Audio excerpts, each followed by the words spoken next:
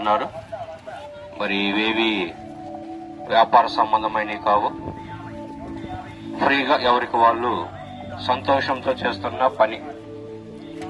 ఎందుకు ఇలా చేస్తున్నారు, దీనివల్ల లాభం ఏంటి అనేది మనం కొంచెం మంచిగా యథార్థంగా ఆలోచిస్తే మరి దాంట్లో ఉన్న లాభము మరి ఎలాంటి సంబంధంగా మనం చేసే అన్నిటికీ లాభం వస్తుంది.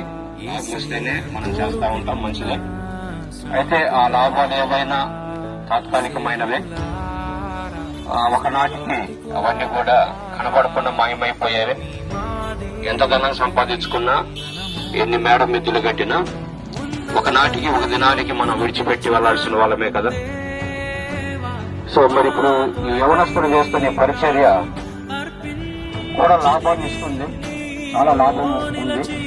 అయితే ఆ లాభము మరి ఇక్కడ తాత్కాలికమైన లాభం మాత్రం కాదు, కానీ అది శాశ్వతమైన లాభాన్ని వాళ్ళకి చేకూర్చిపోతుంది. ఒక దినాన మరి ఇక్కడ కన్ను మూసిన తర్వాత మనం ఉండే లోకం ఒకటి ఉంది. ఆ లోకంలో మరి ఈ యవనస్తులు చేస్తున్న ఈ పరిచర్యకి చాలా అద్భుతమైన లాభాలు పొందుకోబోతున్నారు. బహుమానాలు మరి ఎన్నో మెప్పులు మేలులు వాళ్ళు పొందుకోబోతున్నారు. అందుకనే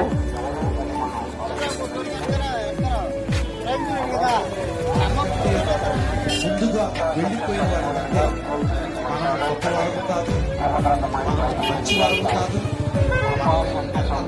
శ్రేష్ఠులు ఉన్న ఆ దేవుడు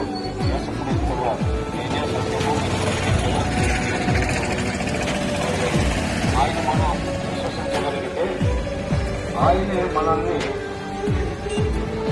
సత్యము స్వతంత్రులుగా చేస్తారన్నాను కదా. చేసిన వారే మనల్ని స్వతంత్రులుగా మార్చగలుగుతారు.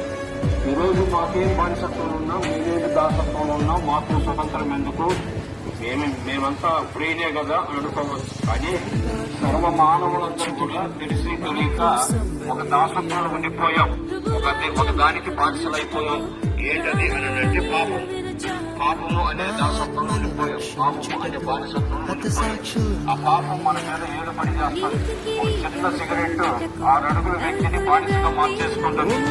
చిన్న అరటి వెళ్తుండే బాటిలో మరి ఒక 6 అడుగుల మనిషిని బానిసగా చేసేసుకుంటుంది.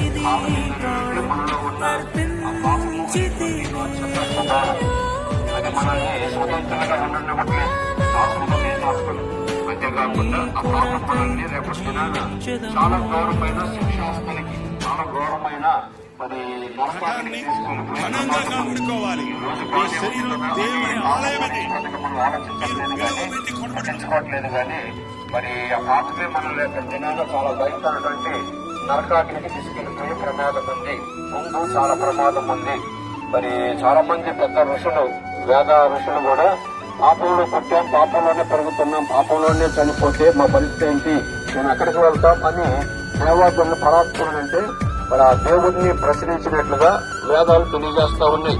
నిజమే, మనందరం కూడా పాపంలో పుట్టాం, పాపంలోనే పెరుగుతున్నాం.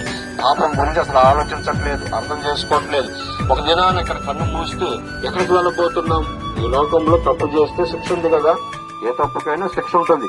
చిన్న తప్పుకి చిన్న శిక్ష అవ్వచ్చు, మరి పెద్ద తప్పుకైతే పెద్ద శిక్ష ఉండొచ్చు. మరి యావజ్జీవ కారాగార శిక్ష అవ్వచ్చు, లేకపోతే మరణ శిక్ష, ఇలా ఉంటాయి కదా. అంటే తప్పు చేస్తే శిక్ష ఉంటుంది. అది శరీరంతో చేసే తప్పుకి ఇక్కడే శరీరంతో శిక్షణ అనుభవిస్తాం. అయితే మన ఆత్మ, మన అంతరంగం ఎన్నటికీ మరచిపోము.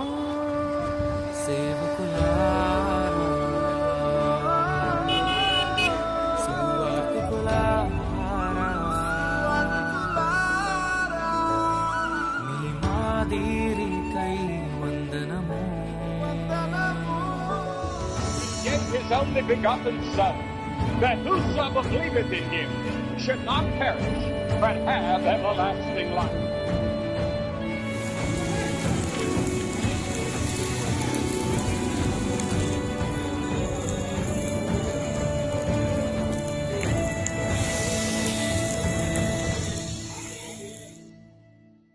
సువార్తను అందించు విశ్వాస విశ్వాసం ఎలా జరుగుతుంది? మనము వండుకుంటున్నాము, మరి తెల్లారిపాటికి లేస్తున్నాము, ఎలా జరుగుతుంది? ఒకసారి యోచన చేశావా? మరి యోచన చేయగలిగితే ఒక ధన్యుడివి, ఒక మంచి శ్రేష్టమైన వ్యక్తివి. ఒకసారి ఆలోచించు మిత్రమా, సహోదర సహోదరి. ఎందుకంటే